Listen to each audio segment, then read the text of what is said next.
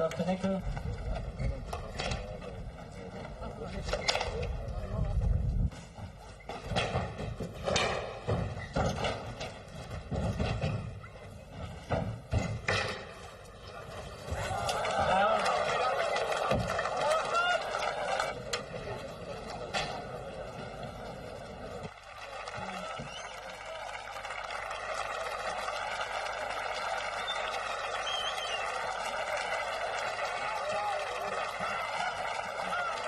Playing the best he's played, but he kept fighting, and in the end I was fortunate enough to win in the end.